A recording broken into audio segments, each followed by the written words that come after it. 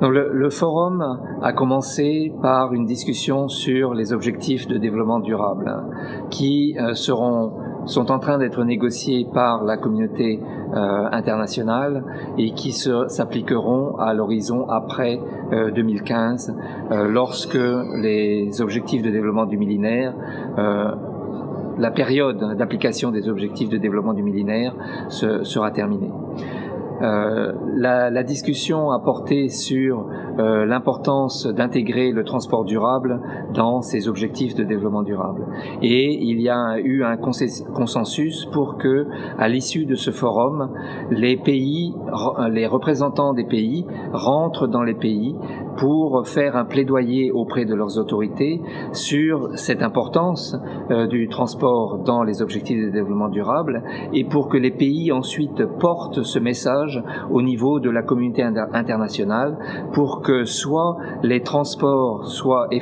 deviennent effectivement un objectif ou du moins que dans les objectifs qui seront retenus par la communauté internationale, le transport soit intégré, soit reconnu comme un facteur clé pour contribuer à l'achèvement de ces objectifs dans d'autres secteurs comme la santé, l'éducation ou l'énergie. Ce qui est aussi très encourageant, c'est que le Sénégal s'est engagé à faire le suivi avec auprès des autres pays de ce qui se fera en matière de plaidoyer sur les objectifs de développement durable et aussi de porter le message sur les objectifs auprès de la conférence africaine des ministres des Transports qui devrait se réunir en début 2014 et qui donc porterait ensuite une voix africaine sur l'importance du transport dans les ODD. En lien avec ces objectifs, nous avons aussi discuté de la création du Forum pour un transport durable, qui est une initiative qu'a prise le programme de politique de transport en Afrique avec des partenaires comme le programme environnemental des Nations Unies et aussi UN Habitat et qui sera un outil à la disposition des pays pour réfléchir sur le transport durable, des thèmes comme la sécurité routière, la mobilité urbaine, mais au-delà des discussions, sera aussi un outil pour canaliser des financements qui seront mis à la disposition des pays pour réaliser des actions dans le domaine du transport durable. Et nous espérons que ce premier forum pourra se tenir en septembre 2014. Durant le forum, un consensus très fort s'est dégagé sur l'importance de prendre des actions sur la sécurité routière. Ce consensus supporte